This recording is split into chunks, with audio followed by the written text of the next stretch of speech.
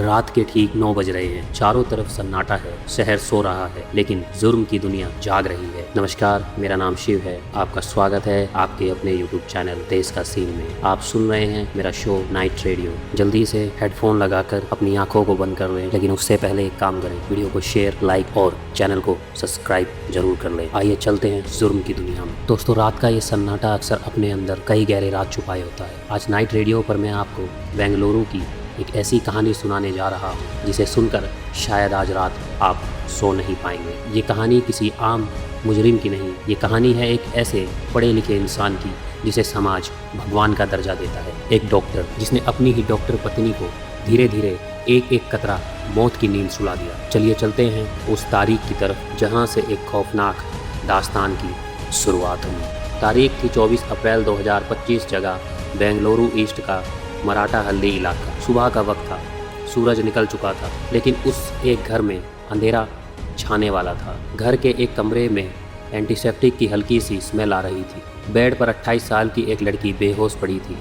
कमरे में उसके बूढ़े माँ बाप मौजूद थे जो अपनी बेटी को जगाने की कोशिश कर रहे थे। उसे हिलाया डुलाया, आवाज़ दी, बेटा उठो, क्या हुआ, लेकिन कोई जवाब नहीं। घबराकर उन्होंने एम्बुलेंस बुलाई। बेटी को तुरंत कावेरी हॉस्पिटल ले जाया गया। डॉक्टर्स ने नब्ज जांची, एक दूसरे की तरफ देखा और उन बेवश माँ बाप से वो शब्द कहा जो कोई माता पिता सुनना नहीं चाहते। She was brought it death. वो दम तोड़ चुकी थी। वो लड़की कोई आम लड़की नहीं थी, वो थी डॉक्टर कृतिका रेड्डी। पेशे से dermatologist, Vaidehi institute, Navodaya medical college जैसे बड़ी जगह से पढ़ी लिखी विक्टोरिया हॉस्पिटल में काम करने वाली एक ऐसी काबिल डॉक्टर जो महिलाओं को स्किन केयर के जरिए एम्पावर करना चाहती थी। उसका एक सपना था अपना खुद का क्लिनिक खोलना।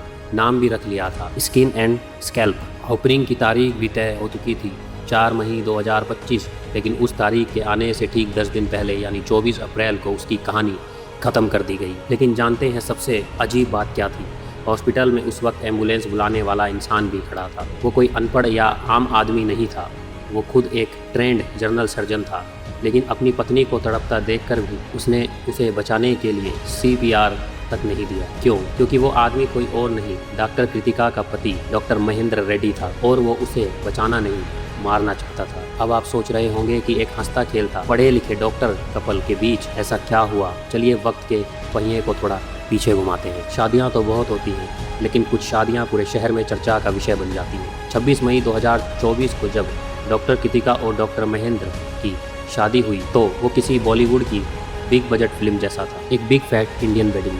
प्री वेडिंग शूट के लिए कश्मीर की बर्फीली वादियों से लेकर देश की 6 खूबसूरत लोकेशन चुनी गई।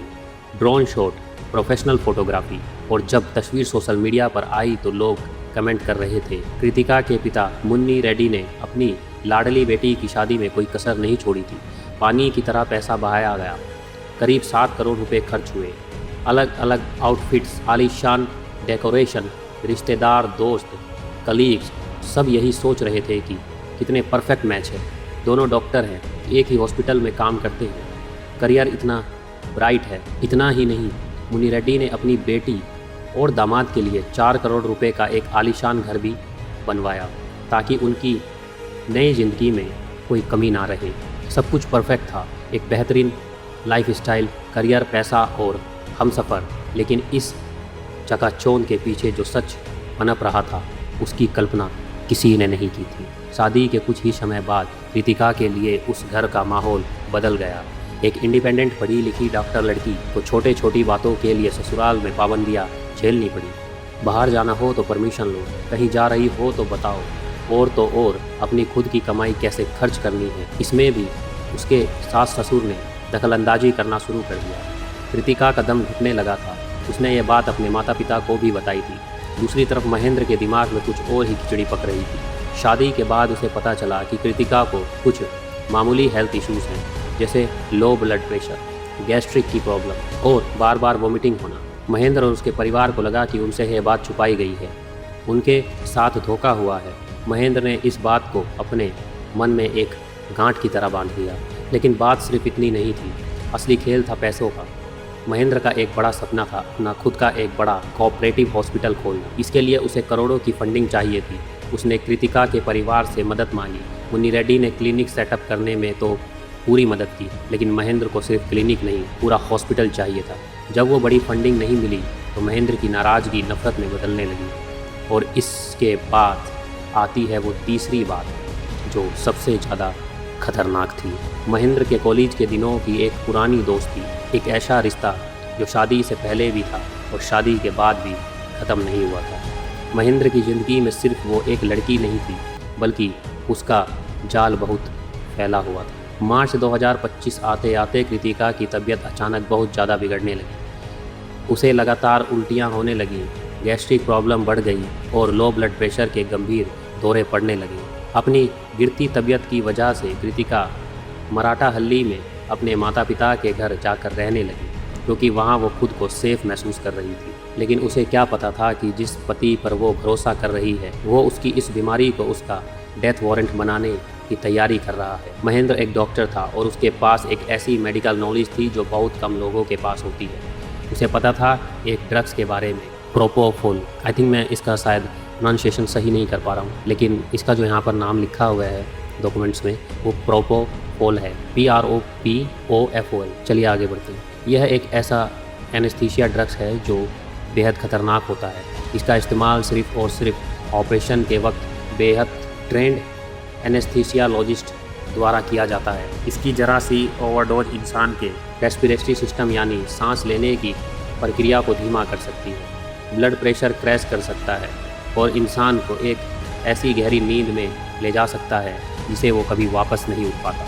विक्टोरिया हॉस्पिटल में डॉक्टर होने के नाते महेंद्र की पहुंच मेडिकल स्टोर तक आसान थी।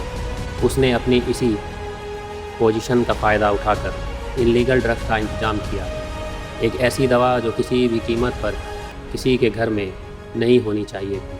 और फिर आई वो तारीख 21 अप्रैल 2025 सोमवार का दिन। महेंद्र अपने हाथ में एक बैग लेकर मुन्नी रेड्डी के घर पहुंचा है। उस बैग में मौत का सामान था, सिरिंज, IV, कैनुला और प्रोपोल के वायरस वाला वो ड्रग्स। आखिर उस कमरे के बंद दरवाजे के पीछे क्या हुआ? महेंद्र ने अपने ही हाथों से अपनी पत्नी की मौत की ड्रिप सेट की, ये सब जानेंगे हम नाइट रेडियो के अगले हिस्से में। जुड़े रहिए मेरे साथ। मैं हूँ शिव और आप सुन रहे थे मेरा शो नाइट रेडियो।